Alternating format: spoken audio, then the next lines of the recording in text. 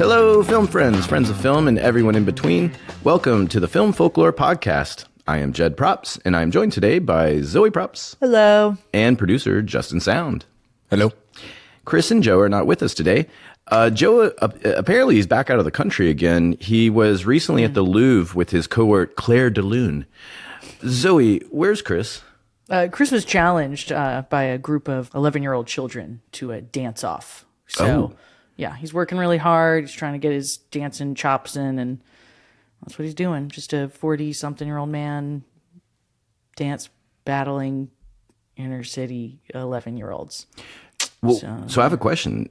Are we talking about the arcade machine that you danced on? No.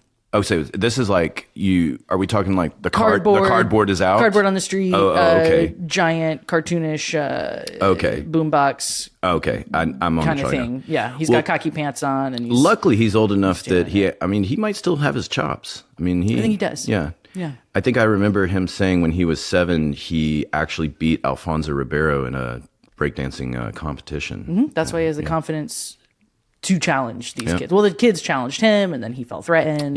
His manhood, blah, blah, blah, blah, blah. So, it's like Drew Brees beating Andy Roddick at tennis a long time ago.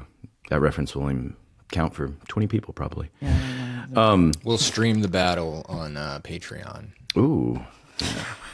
As soon as we find out when it is. Oh, and also we'll live feed it. Yeah.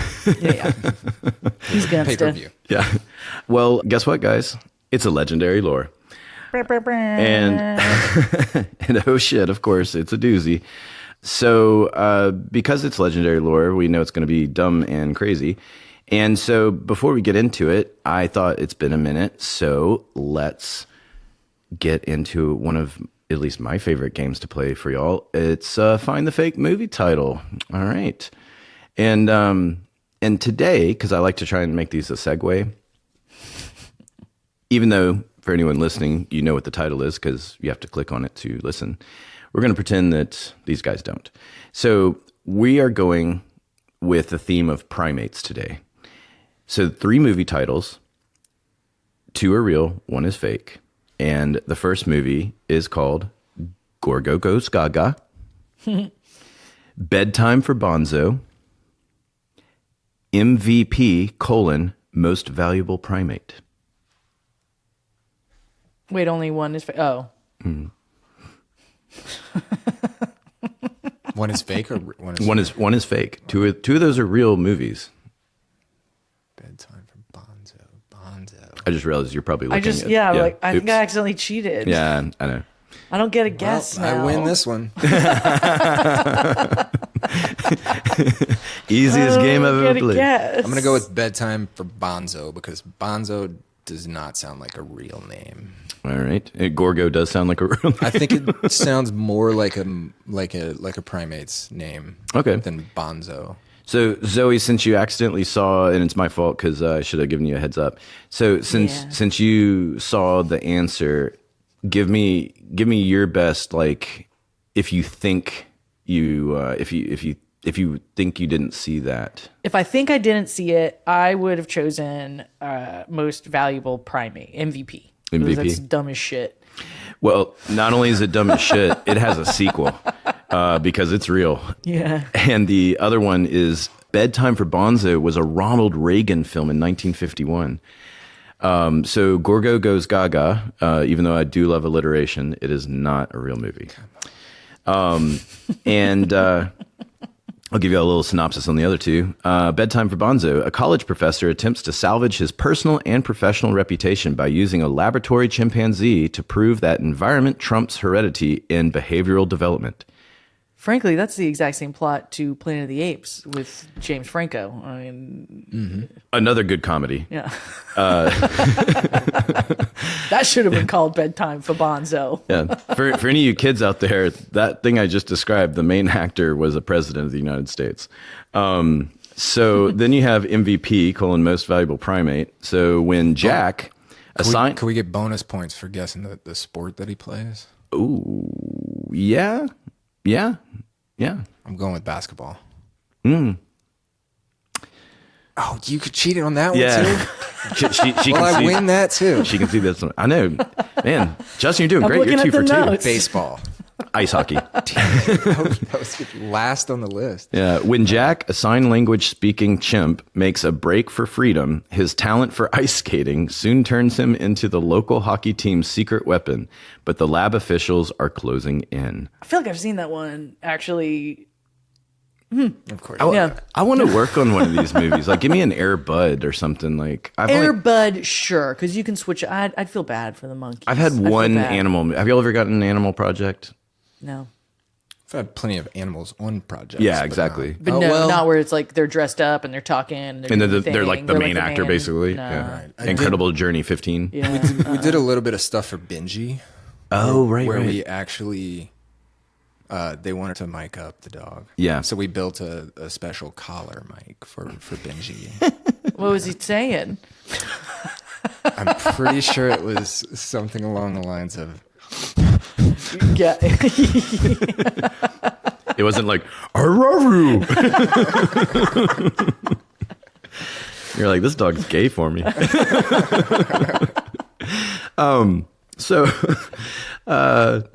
yeah, let's see. I did a low budget Rin Tin Tin ripoff movie called Cool Dog was the release title, and Damn, that's cool. they went so far as to name the dog Rinty. So, I mean, I feel like if anyone ever comes after us for litigation, I'm going to point to that and go, well, how was that all right? I feel like that's far worse than anything we've said. Mm-hmm. Anyways, so yeah, today we have a special movie that is primate themed of sorts. And as you would know by the title, it is The Island of Doctor Moreau. We are going to today be discussing the 1996 calamity that is the Island of Doctor Moreau, The Power of Hubris, and Witchcraft. That's my title for this. And even though we were talking sort of off mic before, have y'all seen this movie? No. I have not. Yes.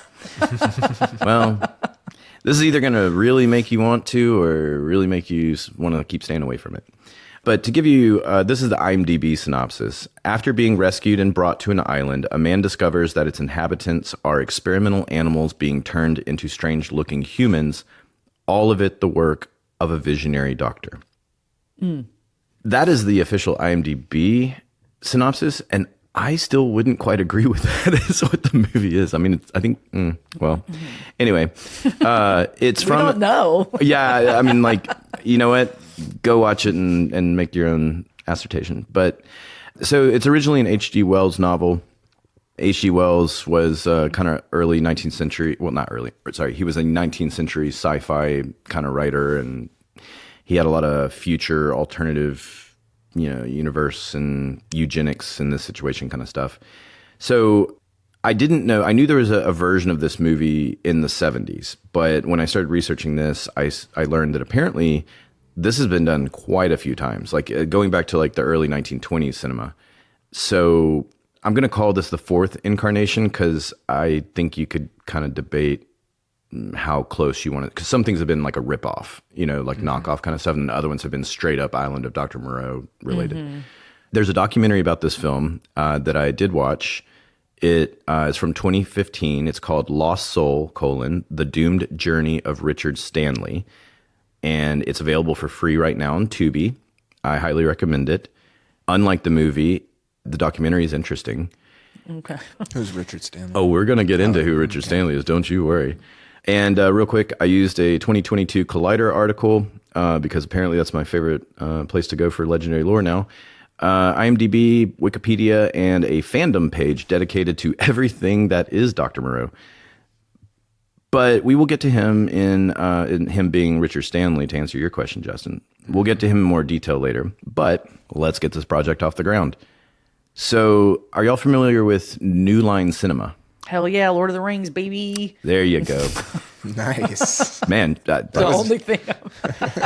that might be the fastest you've answered anything. I didn't even finish the question before. I love Lord of the Rings.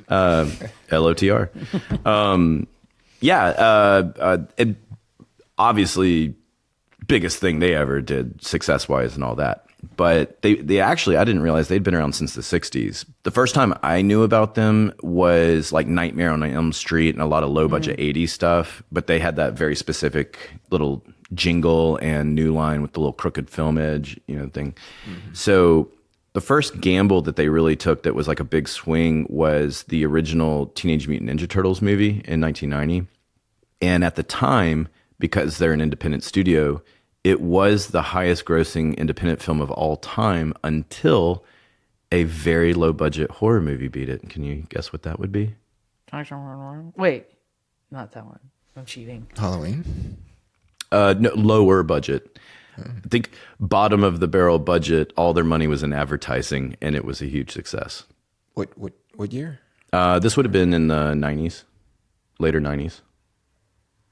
Late 90s? Yeah, late 90s. I don't know. I'm not into like 90s horror, so I'm out of... It's a lot of shaky cam and people with flashlights up to their faces. The Blair Witch. There you go. All right. Remember that one? The Boogers. Yeah, booger. That was one of my favorite horror, actually. I saw that one in theaters. Oh, wow. Okay. And I went home and stayed up all night, eyes wide open. I think I was a little young for that one. Yeah. You're almost saying the lyrics to Enter Sandman for a second there. Were you gripping your pillow tight?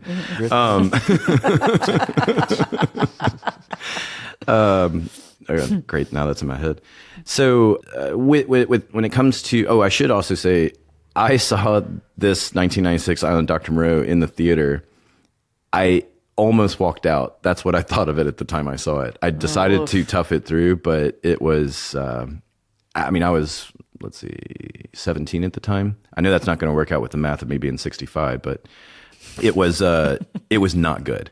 So anyway, back to putting it together, because there is a world, that's what we'll talk about at the end, but there is a world where this could have been a good movie, and we'll get into that. But actually, I think y'all not having seen it might be an interesting perspective. So they decided with the success of like Teenage Mutant Ninja Turtles that they wanted to do something more adult, more dramatic, because they hadn't really done anything of that nature yet. And so on the flip side is this not underground, like just low budget indie filmmaker that's young and up and coming named Richard Stanley. He is from South Africa. He is a kind of avant-garde director. When you hear a little bit about his shooting style at the time and you think about low budget, it sounds like one of those like projects that's cool when it's done, but probably not to work on it. He's very organic, apparently. That's not a word I like to hear when I hear directors. I like to hear well planned out, well thought out directing. Yeah. But anyway, so this was sort of a passion project for him, and he'd been shopping it around for, I want to say like upwards of a decade. And he was going broke, basically trying to shop it around. And it just happened to be that New Line was looking for something. And when it came across their attention, they said yes. So that's how Richard Stanley ends up with New Line Cinema. So in the beginning, you have, this is the original casting. Bruce Willis was cast to play the main character. The main character's original name was Edward Prindrick. And then I guess for easier modern pronunciations and things, they just changed his name to Edward Douglas. So the title character is Edward Douglas. I believe this character a scientist? Or? No, this guy is the one who ends up ashore of the island. Gotcha. I'm going to get mixed up on which one, but like the book, I think he's like a castaway in the book. And then depending on which incarnation of this project, like because different cinematic versions, they've sort of changed up how he gets to the island. But I think in one, he's a UN inspector that comes to the island. That might actually be this movie. I just didn't know if I should be picturing Bruce Willis in a lab coat. Oh. Or just typical Bruce Willis. He doesn't have his shoes. Yeah, he doesn't have his shoes, Gotcha. but he's got the wife beater on. He says yippee-ki-yay a lot. And so Dr. Moreau was Marlon Brando from the very beginning, and he always stays as Marlon Brando. And then Dr. Moreau's assistant, Mr. Montgomery, was going to be James Woods. So this is what happens. If we had Chris or Joe here, they could probably speak to it better, but this is a very common thing that happens in pre-production when things are getting off the ground. Conflicts happen, things come up, actors drop out for various reasons, things get shuffled around. We could have we probably could have multiple episodes where we talk about alternate universes where like Jim Carrey is Elf or Nicolas Cage plays every character in a single movie. I say that because there's several projects where he has changed his mind on who he wants to play. But this happened to be at the time that Bruce Willis and Demi Moore were getting divorced. So Bruce Willis had to bow out because this was going to be shot halfway around the world in Australia, and Bruce, being in a divorce process, being out of the country probably wasn't the best of ideas. So this is how Val Kilmer gets on the project. Nice. And I called this section Peak Kilmer.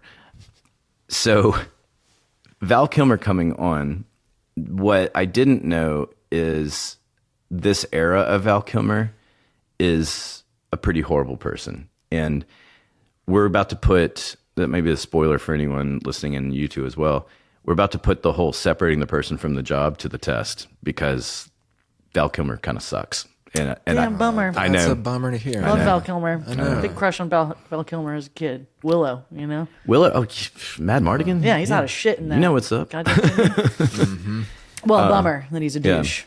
I mean, Top Secret, I think, was his first movie, and then Real Genius was the second. And when you think about that guy coming out of the gate and then being a lead in those two movies, I mean, you got one that is slapstick, Zucker Brothers, Abrams, and he's singing in it. He's singing all the actual songs. And then Real Genius, the second movie follow-up. I mean, that guy came out swinging. And I don't know, I guess by the time Willow had happened and all that, what's interesting Willow's what, 1989? When's Top Gun?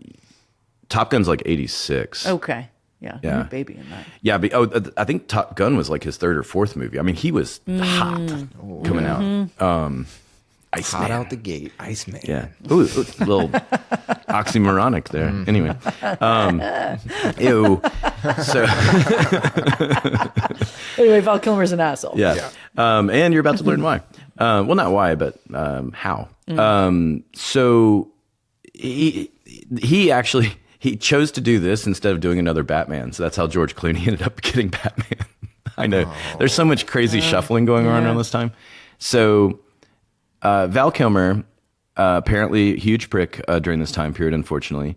So he was brought on to play that main character that Bruce Willis was supposed to do, the Edward Douglas, formerly known as Prindrick. And for whatever reason, Val would only agree to shooting 60% of Bruce Willis's original contract, which is odd. But I couldn't find anything that actually explained an answer to that. So I think, just given everything else, I think it was just him being difficult and being demanding. He just wanted to be in 60% of the scenes he was supposed to be in? That Bruce Willis's contract was. Okay. Yeah. All right. Well, Wait, he wanted to do less scenes but same money? Or now that's an interesting question. I couldn't find anything about the money part because that's harder to kind of look into. Yeah. But hilariously, depending on what you're reading, it either says he wanted to do 40% less or he wanted to do 60% of. So, yeah, there you go. Yeah. Sure. Sure. Two ways to the same answer. So I think it was just him being difficult because you'll see he does this kind of behavior the entire time. It's just him making power moves, basically. So that forced them to recast Kilmer as Mr. Montgomery, which meant now that James Woods was out. So now they have to figure out, well, wait, now who's our title character? So they got David, is it Thewlis? He was in Harry Potter. He was the lichen teacher. The what teacher? The werewolf teacher. That dude rules. I don't know. Oh, he's in all kinds of stuff now. He's cool. He was very young at this point, but I have no idea.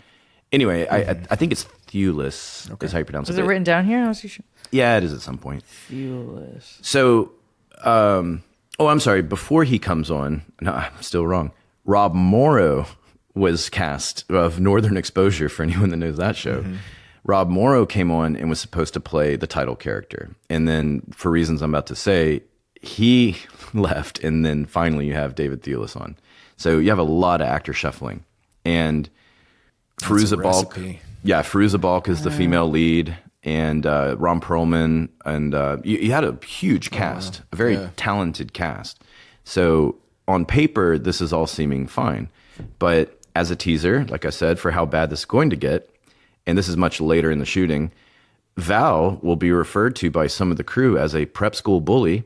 And in one instance, Val thought it was hilarious to singe an assistant camera's hair with a cigarette while the crew member was concentrating on a scene. Yeah. Also, that's like abuse, dog. Also, 1996. That's assault. 1996 when you can smoke a cigarette right by camera. Yeah. Like that's not a thing anymore. Sure. That's not surprising at all. But Just burnt someone's head. Which hair? also means either way. That just means, he's either outstretched behind him like an ass, or he's in his personal space like an ass. But either way, I mean, that's cigarette smoke going in this AC's face. I can imagine he's probably standing behind her or something like that, and that's so incredibly trying to be. Oh wow! And it didn't say like a first AC, second AC, but I'm assuming it's somebody pulling focus, so it's probably a first AC, because who else is going to be steadied enough and hyper focused that you can easily put a cigarette in their hair? It's so fucking insulting. Jesus, it is. It is. Fuck that dude. Yeah, I'm telling you. Already. I don't need to hear anything else. Yeah. This guy can go to hell. Except Willow and Top Secret and Real Genius. Willow rules. I mean, I think we can also say, like, for anyone that paid attention to his career before he got throat cancer, he definitely got humbled later in his career, and I think he sort of became a better, more decent person. What, from the cancer or other stuff? I've heard actually pleasant things from his more later years world. Okay. I mean, by this point, he's in his 50s, kind of thing. So, people can get better. Maybe he's on a lot of drugs, Also, very possible. This is still very much a cocaine era in cinema. His name's Val. And his name's Val. Cocaine-ass name. Yeah. You know what I mean? So anyway, let's get into Richard Stanley. So it was very clear from the start that once Kilmer was on, there might be some problems, because the young director, Richard Stanley, who was 29 years old at this time, was getting zero respect from Val Kilmer. He was being difficult, demanding, and insulting from just out of the gate. And Richard Stanley learned that, purportedly, Roman Polanski might be brought on to replace him, since New Line already had a lot of money invested and they were losing faith in Richard's ability to lead the project, mostly because they're realizing they have a diva on their hands and this young director is probably not fit to... This is just a few weeks in? Yeah, they haven't even started shooting. Oh, okay. Yeah, this is still... pre-production. Yep. Yeah. And if you recall, my third part of the title was witchcraft. We're about to get into that. So Stanley's response to this was to arrange a meeting with Mr. Marlon Brando to curry favor. So now Richard Stanley, y'all should know, was a practicing Wiccan at the time, and he enlisted a British warlock friend named Skip, because that is a warlock name if I've ever heard one, along with a rep from New Line to go to Brando's Hollywood home and convince him that Rick Stanley was the guy. And I mean, the New Line rep should have probably put the brakes on right then and there. I'm sure he didn't you know know. What? Yeah, let's call that other director. I don't know. If I was bringing my Wiccan friend to convince someone to keep my job, I'd probably not tell the bones. Also, A warlock. Yeah. Right. Yes. My warlock friend specifically in the a warlock Wiccan friend, world. Yes. Sorry. Get it right. Also, we should be clear, New Line rep could be a lot of things. Sure. I mean, that could be a producer's assistant. It could be a New Line rep. Maybe they're Wiccan too. And or they got there and they're like, they're crapping their pants going, I don't know how to handle this. Who do I call about this? this? Who do I call? Yeah, we got a warlock here. How do I call my boss and tell him I got a witchcraft situation? So, yeah. So whatever happened at that meeting, it worked. And New Line decided to pull the trigger and stick with Stanley. And Brando was like, I want that guy directing. And Newland's like, whatever you want, Mr. Brando. So here we go. Production was to start all the way over in Australia off the eastern coast on an island near Cairns. And they get there. Everything's set up. Construction's building sets. All this is seeming good and fine. And then week one. So Richard Stanley, the poor guy, he had worked so hard for a decade to get this whole thing off the ground that, I mean, who knows what kind of anxiety attacks or other things he was having, you know, the realization that Val Kilmer is going to be this headache. And one thing I didn't put pictures in of because it involves artwork. So I feel like photos of things I'm referencing are easier than artwork. But I do encourage y'all to go look at Richard Stanley's storyboards of Dr. Moreau. They look really interesting. He essentially was kind of treating Moreau as this Christ-like figure. And so like even in the artwork, it's him delivering like a beast baby, but he's holding it up in like think of a medical OR room kind of thing. But he's holding this beast child up, and behind the head is the operating lamp. So it's illuminating like a baby Christ kind of thing. So it's a lot of interesting artwork. So conceptually, I think he had a lot of interesting ideas. But I mean, this guy's got to be feeling pressure already. So when things weren't going well out of the beginning, he was hiding himself. And he stayed in his bungalow a lot. He would avoid producers at times. He would skip meetings. He did not like going on location scouts. And he would just worry on his screenplay because he was the writer. And he would work out his storyboards. And he just... I wasn't going on scouts. That's dumb. Didn't want to do the other stuff. And so Chris and Joe aren't here. But I guess just to say, does anyone want to try and explain storyboards briefly? Still of the scene. It's like panel sketches of theoretical camera angles and shot concepts. Yeah, I think Some to comic reference book during production. Yeah. You know, Some shows don't have storyboards. Some do. Some are complicated. Some are crude. some look really cool. Yes, some are actually like really, really nice. Yeah, some look like shit. Sometimes a storyboard artist is brought in to do specific stuff. Sometimes it's just the director sketching it out, just very crudely. So I just wanted to give a brief attention to that. And so moving on to the next section, I called this, If There Is a God, They Said, Don't Make This Movie. A day before shooting was to begin, Marlon Brando's daughter tragically took her own life. Oh, Jesus. So that's before anything had shot. And now you have everyone boots on the ground on this island, so everyone's like ready to go.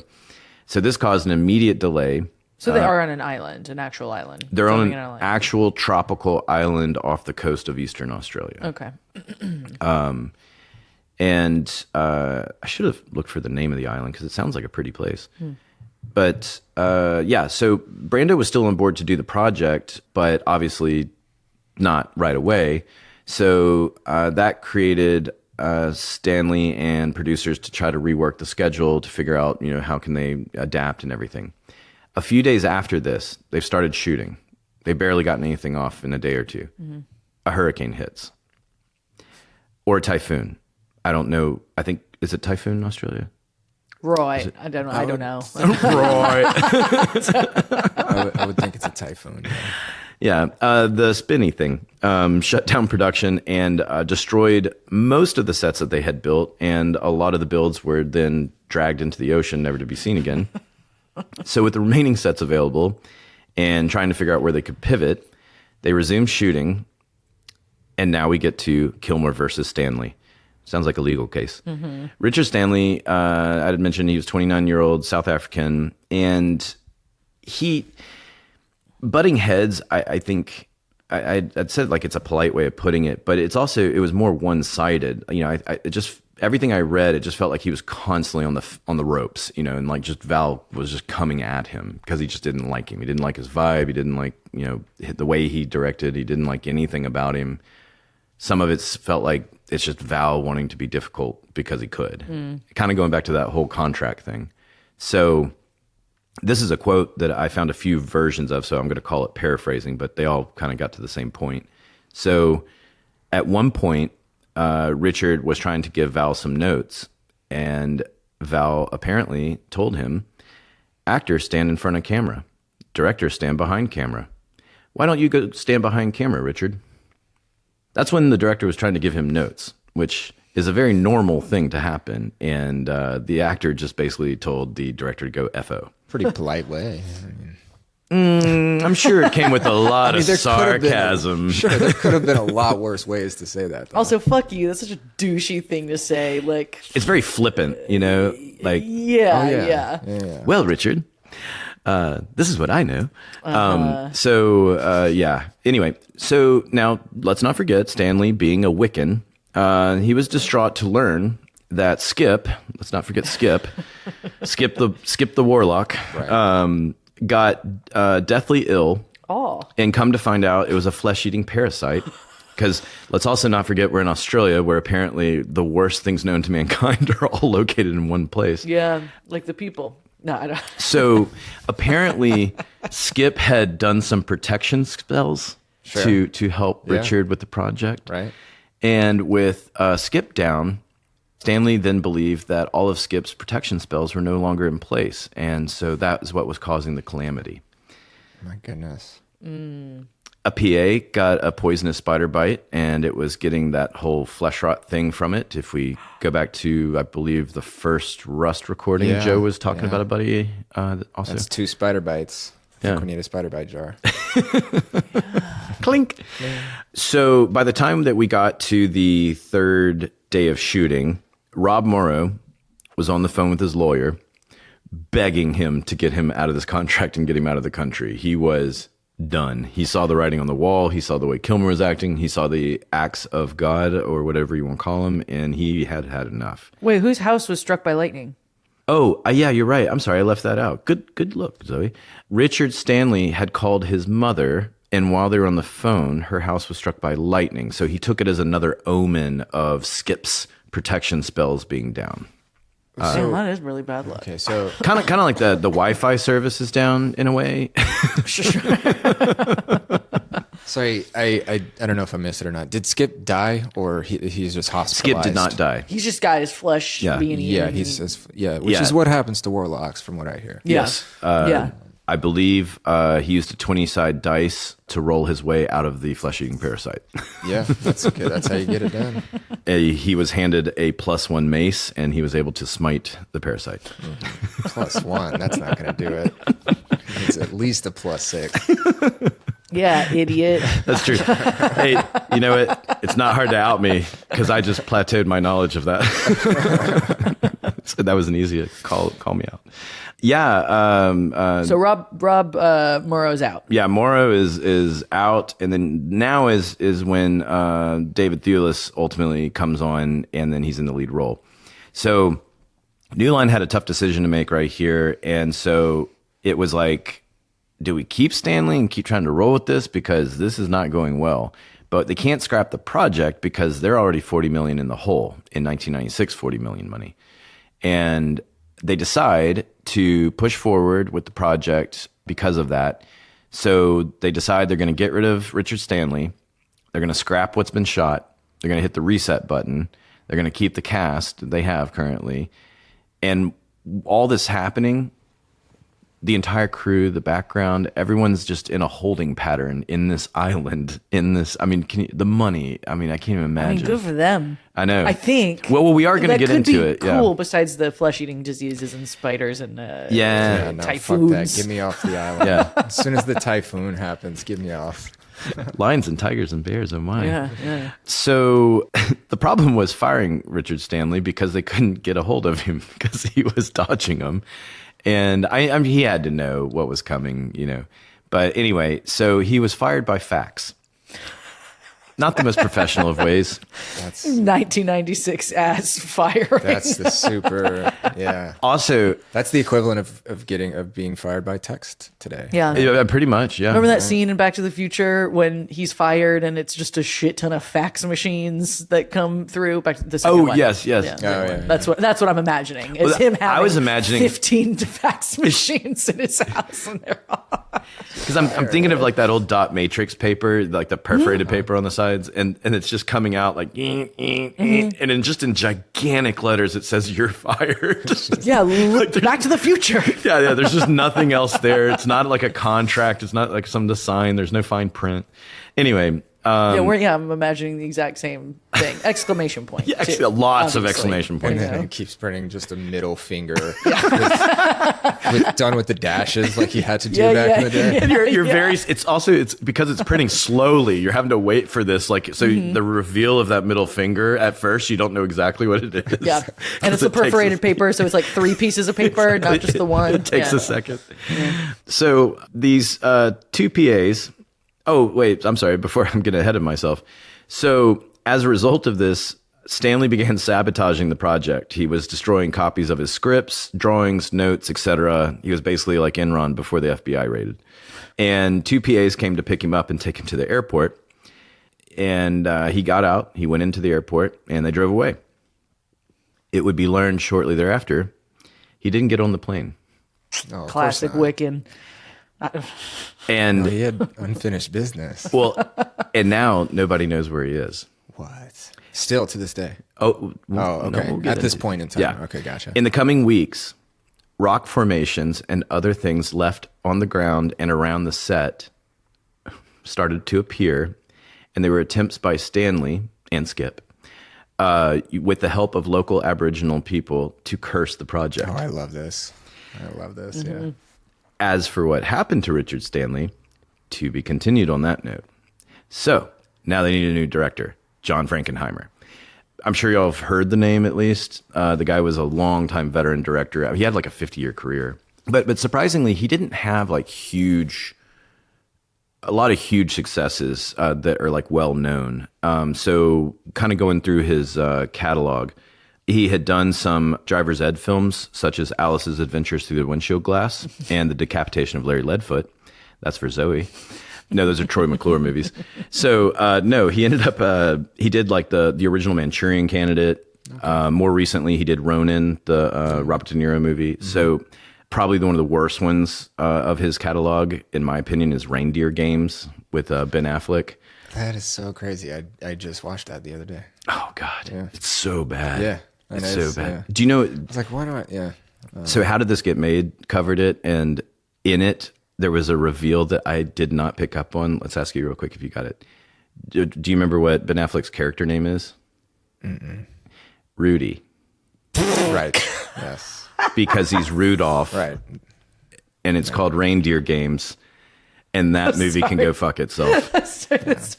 I just, I mean, did I write that movie?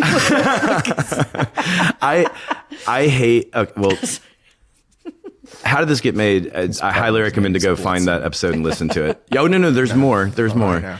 But I highly recommend going to listen to that episode because it is amazing. And that movie script is that dumb. So anyway, new director, new writers, new ADs, et cetera, et cetera. So the entire direction of the film has now been altered to a new concept, new idea, all these things. The reset button was hit, essentially. Now, Frankenheimer was known as old school. He was a screamer, apparently, and he was gruff, no nonsense, that kind of guy. And again, I wish Chris and Joe were here because they definitely have worked with some Frankenheimer types that they could address as ADs.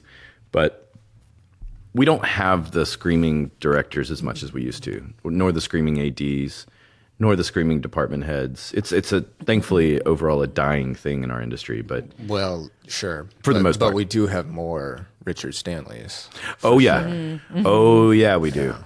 Yeah. Especially now, it's all about the optics more so than the talent. So it would be like, well, I mean, we actually worked on a movie. I'll have to keep that one anonymous, but we worked on a movie that they brought on an Asian female director solely for optics. She wasn't even in the DGA. She was actively trying to get in the DGA. And then they tried to puppeteer her the whole time, these producers, and try to control like her decisions. And she had an idea, they would tell her no, and like, you're going to do it this way. Oh, yes. Right. I know what you're talking about. And it was like, this is uncomfortable. And also just not right on a lot of levels. But Yeah.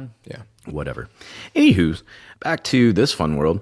So what was able to get John Frankenheimer to come on the project is because he had never worked with Brando, and that was his main motivation, because otherwise he was coming on a known debacle of a project. So he was excited because I guess for his bucket list, he's like the great Marlon Brando.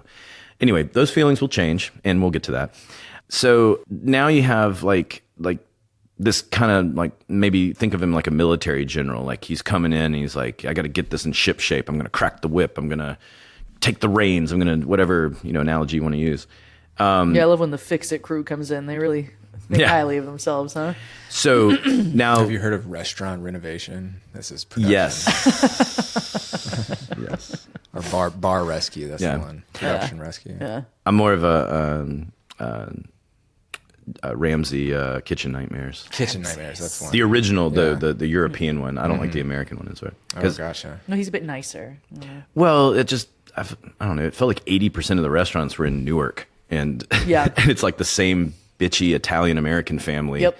And it's like you got this matriarch that's like, I just don't know why my kids are fighting, and then they're like, oh, Ma, come on, it's the last time I got We're family. Yeah, family pasta. Ah. So You're talking about my family. It's rude, Jed. Finishing that derailment, the best thing I ever heard Gordon Ramsay do was, I had seen the European Kitchen Nightmares, but it was edited, so it was with the beeps. And then years later, I saw the same episodes not bleeped, and oh my God, he was saying so much more creative things than just shit and fuck. He told one guy, "You're like a pimple in my asshole." And like, I was like, oh, whoa. Creative way to say hemorrhoid. Yeah. I was like I thought he was just calling him a shithead or something, like how naive Pimple of in the my part. butthole. Yeah. So anywho's, so Frankenheimer. yeah, let's get back to Val Kilmer, because you would think on some level that Val Kilmer, even though he was still an ass, he might be a little happier with Frankenheimer's style because it's more of maybe what he's familiar with or something. Certainly it's not this, indie avant-garde director with, ideas and no gumption. Not as easy to pick on. Right, of course. So the chaos of the show, though, had already taken its toll. So Kilmer was equally as difficult with Frankenheimer as he was with Richard Stanley. And that still is nothing compared to what was coming. So what I like about this particular movie, Disaster, is that it's a slow burn build up, and then it comes to this fun, as you're going to see, conclusion. But eventually, Marlon Brando is coming. And they've already been shooting at this point for a little while. But messages were sent to Brando's camp of people, not to be confused with the camps that everyone's staying in here. A fax, perhaps. Yes, yeah, probably a fax. With schedule updates for when he was scheduled to come shoot. Word got back that he was on his way. The day Marlon was supposed to begin shooting, he was a no-show. It took a minute to figure out that Brando was indeed on his way, but he would be showing up on his time and when he was ready. Because what they had not considered was that Brando has been a diva himself for quite a while. And upon his eventual arrival, he made complete independent choices without any knowledge to the ADs, director, producers. Some of these choices included, but were not limited to, completely new makeup choices, choosing a strange dialect, getting to set when he felt like it, and requesting things for scenes right before they were supposed to shoot. Look at him. Sorry. One of our favorites. There's a picture Is there here. visuals? Oh yeah, there's about to be pictures. Yeah. Goodness. Okay. And since y'all haven't seen this movie, You know what though? Like I'm gonna have to defend Brando just a little bit here. Either A, he probably just shouldn't have done the movie if with what happened to his daughter. But also if you're gonna do it, you're probably gonna be completely changed personality wise and all that stuff. So That is a you good expect- assessment. expect the worst if something like that just happened and he's still in the project. Yeah, I would. I mean, I would have opted to just go with someone else. Right. I mean, unless now this is what I don't know that I can't speak to. He might have been insistent. No, I need this. I need to be. Sure. I want the distraction. I want that. I mean, that's possible. Yeah. So his first day of shooting, and this is probably the best example of just Marlon Brando on this movie. It was the grand entrance of Dr. Moreau's introduction in the movie, and that's the first thing they're shooting with Brando. So it's not just Brando arriving on set; it's this grandiose Dr. Moreau arrival. And so, Zoe, this might give you a little PTSD. Brando requested peacock feathers to be behind him, and production was in a standstill for 20 minutes until a crew member, I couldn't figure out exactly what crew member position, but they showed back up on set with peacock feathers about 20 minutes later. And here's some more pictures of his insane arrival, which, Justin, you can see.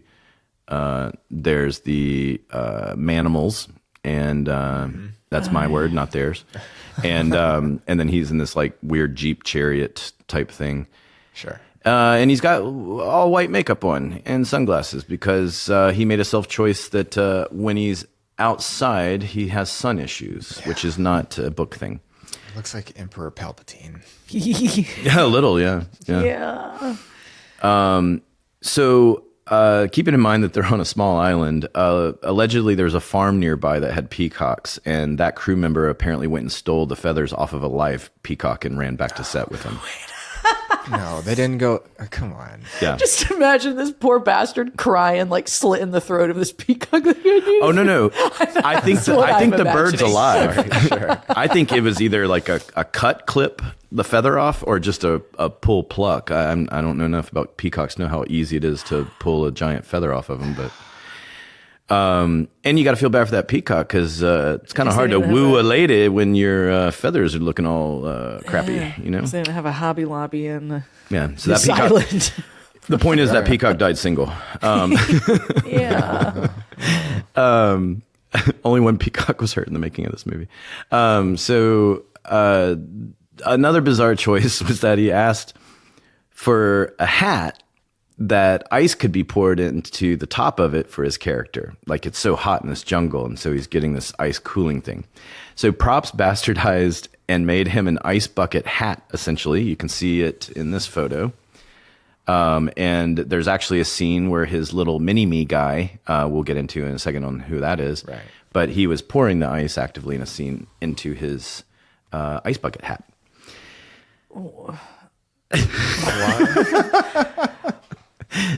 This is why we need to be on video at some point because like just the pain in Zoe's face a second ago. Well, look at this asshole. You're like, now you're coming at props. Yeah, now it's personal. So Brando also didn't have time to memorize lines, even though he did totally have time to memorize lines, but he's Brando. So his lines were fed to him from his personal assistant via Nearpiece.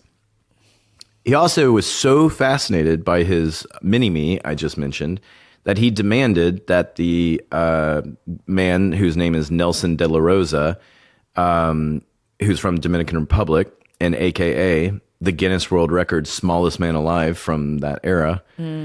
So the little guy was originally brought on strictly because of his small stature, and they could make, fun creature kind of thing with him. But because Marlon Brando fell in love with him so much and was so enamored with this little guy's existence, he demanded that Nelson de la Rosa be added to as many scenes as possible with him. So is this where Mini-Me came from? I'm glad you said that. The very next thing I was about to say is fun trivia. Yeah. This movie is the direct source for two iconic character duos. One is in an animated TV series, and the other is in a comedy franchise, and you just named one. Can you name the animated one?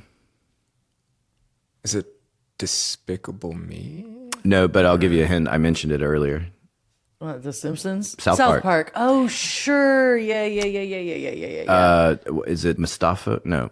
Mephaso, maybe. It's like basically it's a Dr. Moreau doctor, and there's a little creature guy that's with him in all the early seasons of South Park. Yeah. That is straight up coming out of this movie. All right. But I did not put the photo in here, but I might be able to pull it up real quick for y'all. I mean, it seems like not just Mini-Me, but Dr. Evil is probably a little bit from that. A little bit of inspiration. Yeah. He's a doctor. Oh, yeah. He's a doctor. Of The evil. bald head, and, you know. No, okay, so they actually, props or set deck, I'm not sure who would have built it in this situation in Australia on location, but the picture that I forgot to put in here, I'll put it on the website, but it's a small piano on top of a piano that Brando's playing the piano with the little guy playing on the small piano. It's straight up out of Austin Powers. Yeah. Got it. Yeah. So that's why, that's what's fascinating about, because y'all haven't seen this, that this stuff is news to you. So maybe that piques the interest of going to see it. Yeah. Definitely have to know. But the entire weird relationship and all the acting choices that Nelson De La Rosa's given to be like wiping Moreau's brow and like doing the ice bucket thing and playing a little piano while he plays the other piano. Like, it's just bizarre central. Yeah. So it didn't take long for all these new relationships to fall apart. So within weeks, Frankenheimer, Brando, and Kilmer all hated each other. For Fairuza Balk and David Thewlis, they were often just caught in the middle of the drama. Things got so bad that Kilmer and Brando at one point were refusing to leave their trailers until the other came out of their trailer. Ugh. These are grown men. I just wanted to remind anyone. but on a positive note, Brando did continue to love De La Rosa. So there is that. Yeah, nothing but love for him. Good for him. And the last part I wanted to cover this is getting into the background. And part of the whole thing about what's kind of being lost in this entire Bizarro thing is it was a massive background, massive makeup. Stan Winston makeup. It was Stan Winston creature effects. Like, this should be cool. This should be fun. You know, all these crazy designs for all these things. And these background spent months working with a, quote, animal expert. That was his title. To work on their movements, growls, things like that. Every day, these people are being put into, you know, the makeup lines and all this. You have massive, you know, makeup effects, hair makeup, all this stuff. So you get all this going, and then you have all these setbacks, delays, and these people are on the clock, still getting ready, even on days that no shooting happened and everything. So for them, they just started partying it up. And me and my obscure dated references, I was saying like the little people in Over the Rainbow. But, it sounds like it was a party constantly, including De La Rosa. Apparently he was partying up quite a lot. That would be a reality show I want to see. I know, right? Background actor island. Yeah. We put 100 background stranded on an island. We take 100 ordinary background, we put them in a place. They get to find out what it's like to be real on the real island. These people were, and in that documentary, you get a little bit of a taste of the background. Some of the interviews talk about it. There's some details that go into the specifics of De La Rosa's partying, which is pretty hilarious. Tiniest man alive, and he's just having a banger of a time. Yeah. So at one point, they decided that they needed more background. So they cut these like kind of transient hippie people to add into the background. And I could never get a number, but we're getting up into like the 200 kind of thing at times. Okay. Mm-hmm. These transient people apparently added acid into the partying. Yep. So now it's not just weed and alcohol. Now it's acid. And like I said, a lot of people, apparently a lot of hooking up and a lot of partying. And how are they getting all this stuff to the island? That's a great question.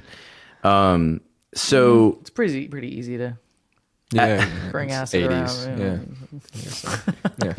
So most people. This is going to bring us to the best part of this entire story.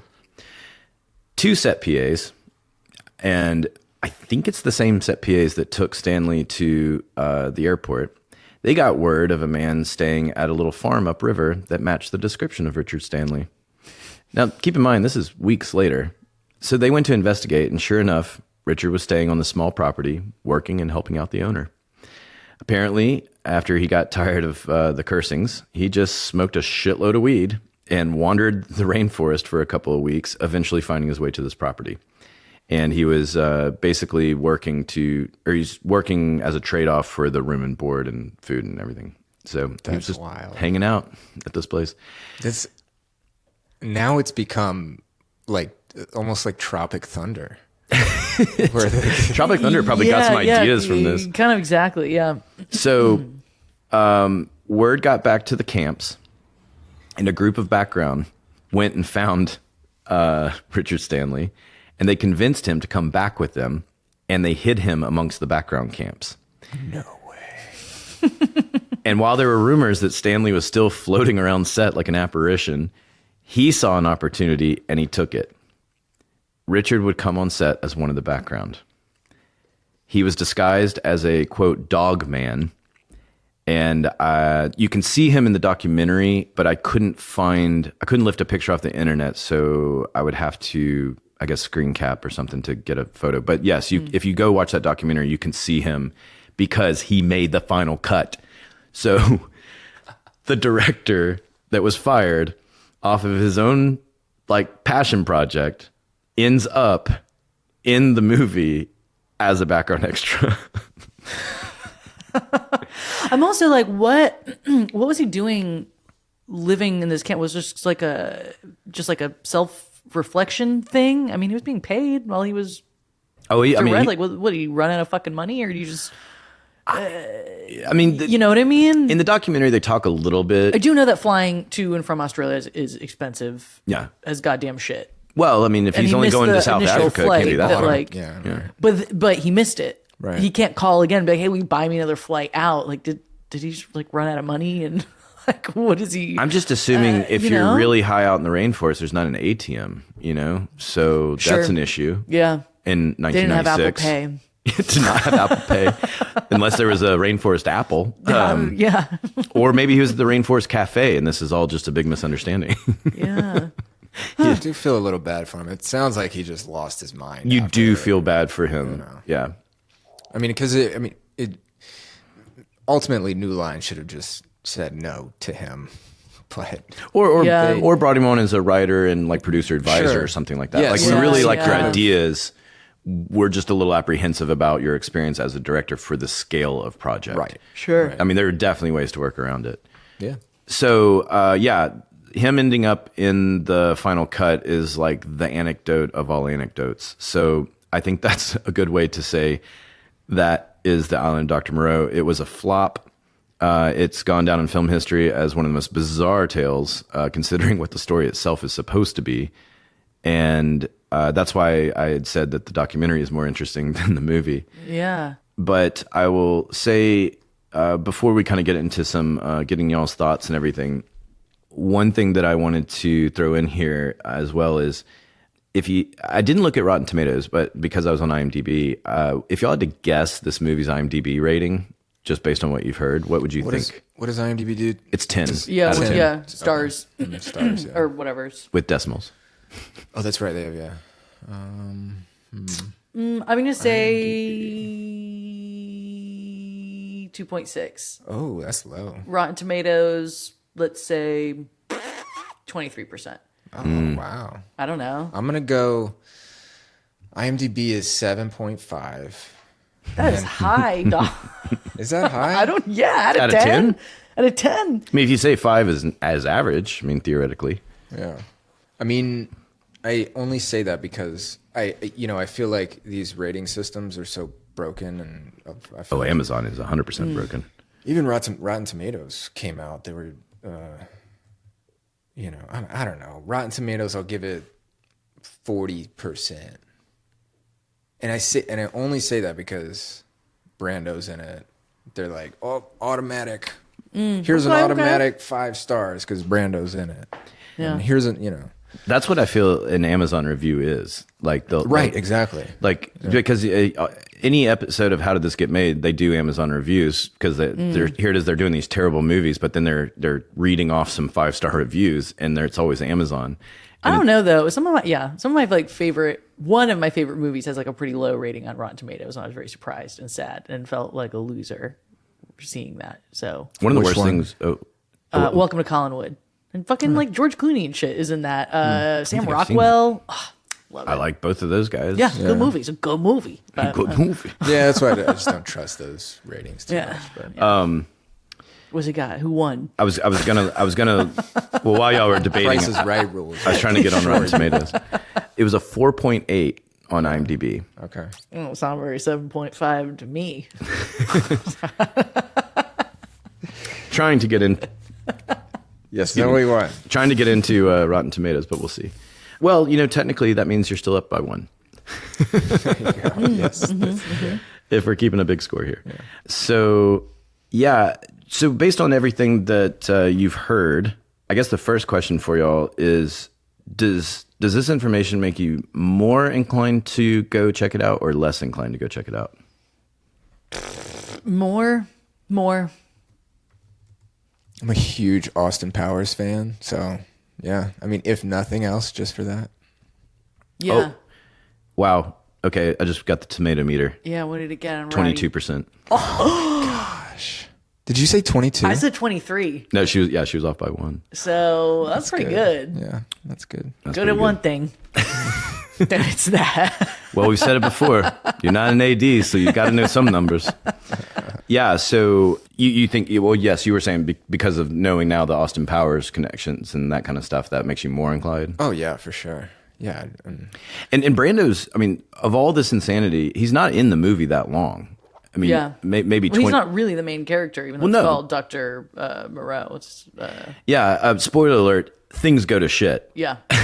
Like the behind the scenes aside, the actual story, things go to shit. So there's a moment when everything has gone like full on like sideways, and Val Kilmer is basically gone rogue, and he's been taking all the drugs that were in the lab. So he's just hopped up 6 ways from Sunday, and he's sitting sideways in this sort of like a throne chair because there was the specific place where all these manimal type people were living and everything.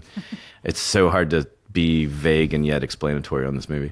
But he's sitting sideways in this chair, and when Thulis and Feruzabal come across him when they're trying to get off the island, he just goes like, "Welcome to my monkey palace."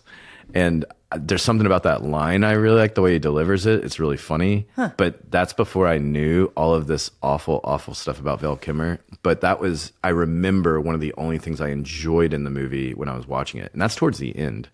So, so that one throwaway line was the best part. What's the length of it? What's the how long is it? It's about 90 minutes. Okay. That's a good run time, though. Yeah, I'll give them that. It's the sweet spot. Yep.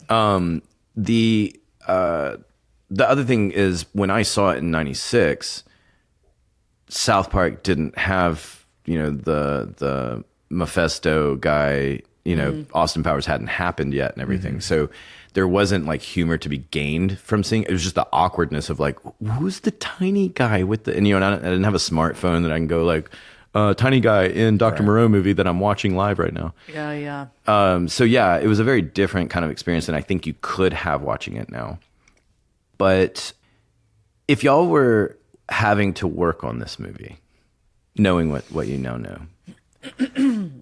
or maybe it's a better way to say, from a bird's eye view, either way, what position do you think you feel the worst for? Like who do you think really had it bad as far as crew goes? That AC. Well, obviously that AC, that AC in that moment. Cigarette.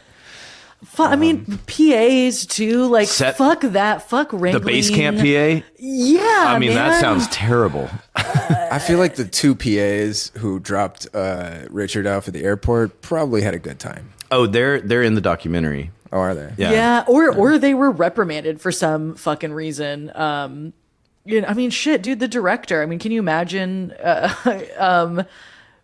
being, in the most, quote unquote, most respected role on set, director, to the least respected. I hate to say that background is the least respected, but notoriously, yes, crew are assholes and background is. Well, and he definitely was a liked person. I mean, he's an oddball. I mean, you see him in that documentary. He's dressing identical to how he was dressing, 20 plus years ago. Well, 2015, 19, so that was 20 years. But he's filled out more because he's 20 years older, but he's otherwise wearing the same medallions, same like weird duster coat. Full medallions of a duster. Style. Yeah. And we'll, I'll post these pictures, but as much as he's an odd bird or, Wiccan, whatever you want to say these things, he definitely came off as a nice guy. And that's something that's apparent when they're interviewing all these different people, is that he was definitely liked by the crew and everything. I think everyone thought he was nice. They just thought he was overwhelmed, and then it didn't help, of course, that Val was treating him like shit and complaining about everything. But he couldn't handle it at the time. Yeah. Yeah, I mean, I want to know what happened in Brando's trailer that day with him and Skip. Oh, no, that was at Brando's Hollywood home. That was before, because that was in pre-production. Yeah. Gotcha, yeah. Yeah, they basically I want to know what happened made a house there. visit. Right. Yeah, well, what do y'all think happened? If you had to guess. Was it just a conversation, or did knows? did Skip walk in there and just start Stripping. Or speaking in tongues? And, Yeah. Or actually, because what you just gave me the idea that while, say, Stanley and Brando are talking and they're having a very normal conversation about like what Stanley's vision is and stuff, Skip is very slowly like drawing a circle on the ground. It's becoming a pentagram. He's stripping down. He's getting out all these candles and stuff. And all this is happening over here while they're just like, yeah, so I was thinking that you would probably come in with the... Brando's like, what's going on over there? Which is like, no, don't worry about that. He liked it. Brando liked it. Honestly, I bet it was... honestly, man, I bet it was totally normal. I bet Skip is totally normal, and he's cool. And yeah, I mean, that's what I'm eating... thinking. It could just be like, hey, Marlon, it's my friend Skip. He's just gonna, do a spell on you really quick, if you don't mind. It's gonna be really chill. Super chill spell. It's a chill spell. So normal stuff. I mean, he was such a weird guy himself that probably all fascinated him. And so he was probably just into it as far as like, oh, you guys are cool. You guys are out there, Yeah. I thought I was out there, but here you are. Ha ha. We love seeing people who are weirder and freakier than us. Makes us feel better. I mean, I can definitely say for sure that to my dying day, any game or situation that I need to play, like I've never played D&D, for example, but if I was, Skip the Warlock, that's now my character. Until I don't need anything else. Like, you gonna be a paladin? Nope, I'm gonna be a warlock, and my name is Skip. Yeah, that's just. It's a good gamer tag, too. Skip the Warlock. Skip the Warlock. That is a good gamer tag. Yeah. Nobody go trying to get into my email account. So it's not Skip the Warlock. Not just capping the first letter of the words either. No, but the last thing I wanted to ask y'all is just kind of like closing thoughts on because this was kind of like a steady escalation of ridiculousness. At what point, again, kind of like if you were on this show, would you have bowed out if you could bow out? Like, would you have been a Rob Morrow third day of production bow out? Or are you a pre-pro bow out? Or you're like, I'm going to see this thing through? And this is assuming you're in your normal positions. Like you're doing sound, you're doing props, that kind of thing. I'm going to take it back to the cigarette burn. I think cigarette burn would have... I don't know if what happened before that, but that would have definitely been... Yeah, I would have called it after that. And that was once Frankenheimer was there, as much as I understood it. So that was way down the line of... Oh, really? Yeah, because I may have not... That's what I was curious. I was enough. like, because if he would have pulled that like 3 weeks into production, I think a lot of people would have... I don't know if it... Well, no, I don't know. Well, that's why I said... Nowadays. When I said it, I was like, this is a teaser for what's coming, because it was much later. But, I mean, I couldn't tell you, like... It was in week 5 of 7 weeks. Yeah, I couldn't tell you that part of it, but I do know it's after fine. Frankenheimer was there. Yeah, see, it's fine. I mean, never would have bowed Val out. must have been just tired, and The peacock thing. you never would have bowed out. I never would have bowed out. No, okay, the peacock thing. I forgot about the peacock thing. That would 'Cause I have wouldn't really have- upset me. I wouldn't have. I wouldn't have done that. refused. I would have come back and be like, no, we're on a fucking island. I'm not plucking feathers out of a goddamn live animal. Yeah. I'm sorry. Like I can maybe paint something. I can figure something out to make something look like a peacock feather, but it's going to take longer than 20 minutes. Blah, fucking blah. But no, I wouldn't have done that. Certainly and I would would have not hoped have. that if we were working together, we would come together as a props team and be like, no. And then we're all No. sent home. Yeah. because we refused to. And Yeah. that's, So fired. I wouldn't have bowed out, but That I is- would have yeah. said no and probably just got canned. Nowadays, I feel like we would have had slightly better protection to stand up for something like that. But in 96, you would have been canned and sent home. Yeah. Because you're out on location. They're paying a lot of money. They'll be like, if you're not going to do the job, I don't care. Yeah. And you're like, I don't even know where a peacock is. But Also, what do you mean? What's the job? What do you do, man? I will add to that, too, that this is just something in general that always upsets me is when you're on shows and, this is a crazy situation because Brando asked for it upon arrival. But anytime you're in these situations where maybe you don't have the right manpower, maybe you don't have enough money in the budget and everything, and you're forced because at the end of the day, you still have to do your job. You still have to figure it out. And so even though it requires maybe more effort, more work, more thinking, when you pull something off, such as producing peacock feathers on an island 20 minutes after being asked, you're proving it's possible. And so those people that live in another universe that don't live in our universe, for them, they go, I mean, I don't know what you're talking about. I was on a show one time and then 20 minutes later, peacock feathers showed up. So get me what I want. And it's just setting those precedents. And anyone in the film industry listening, I would say, stand your ground where you can. Don't always bend over backwards. It's not worth it sometimes. Yeah. Especially if a peacock's involved. But I'm also like on a show where there's a bunch of background meant to be different animals and blah, blah, blah, blah, blah. Costumes, hair, makeup. They ain't got no peacock feathers. What's going on? That's a good question.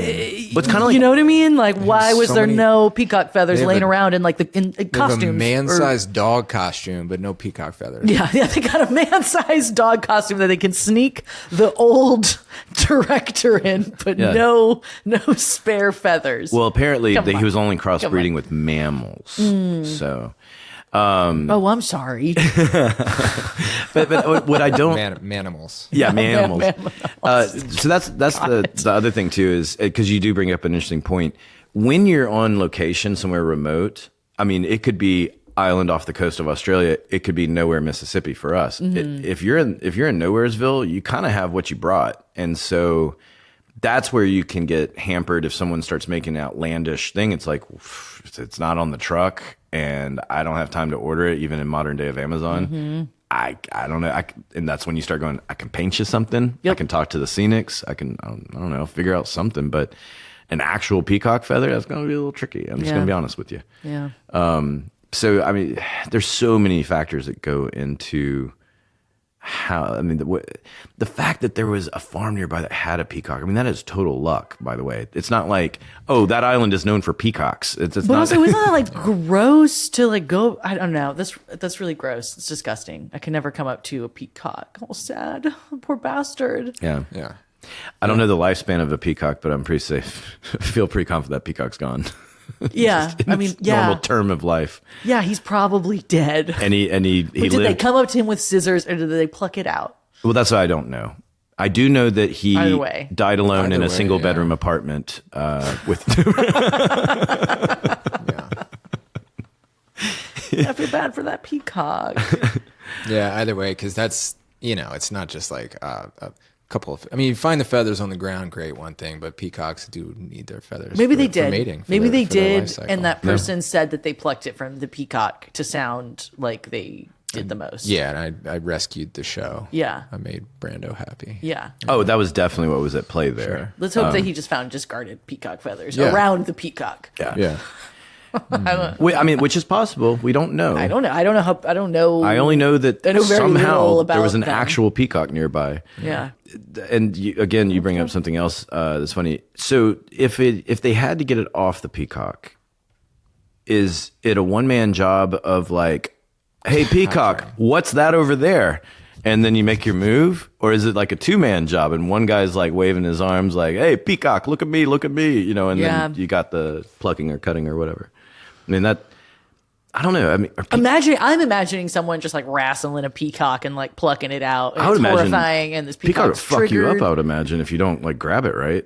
Like, For real. I don't know though, because peacocks just roam around the goddamn zoo, and little kids are horrible and weird and have sticky. well, you know what I mean? yeah. That peacocks might actually be pretty chill Maybe. if they're if zoo keepers are okay with peacocks roaming around zoos with a bunch of little kids who don't know shit.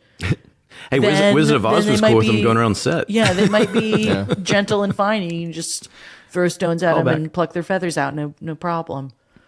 So I know there's a neighborhood Yeah. uptown here in New Orleans Yes. where there's just peacocks roaming the streets. Right? There's also a So, wedding yeah, they might venue not be- near St. Francisville, I think, that has a bunch of peacocks on the property. Oh, nice. You know, for when you just need peacocks around your wedding. ugh, people are gross. Well, that's Yeah, extra. yeah. They're going to charge extra for that. How'd you get married? I don't That's need the gross.